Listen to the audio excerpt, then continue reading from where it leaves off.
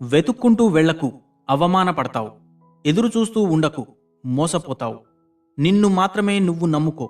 ఇది నటనా ప్రపంచం. అందరికీ అందుబాటులో ఉండకు, అలుసుగా మారుతావు. ఎవరితో ఎంతవరకు ఉండాలో అంతవరకే ఉండాలి.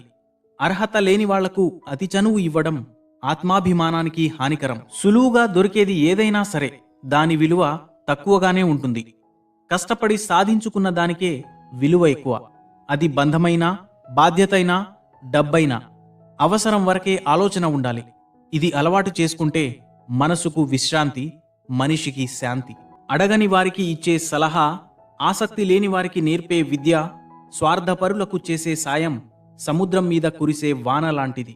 అందుకే కొన్ని సందర్భాల్లో మౌనంగా ఉండడమే ఉత్తమం. మౌనం ఎప్పుడూ మూర్ఖత్వం కాదు, మనలోని లోతైన సమాధానం. ఎంత ఇష్టమైన ఆహారమైనా ఎక్కువగా తింటే విరక్తి కలుగుతుంది. అందుకే కొందరికి మనం ఎక్కువ ప్రాముఖ్యత ఇస్తే వారికి మనపై విరక్తి వస్తుంది.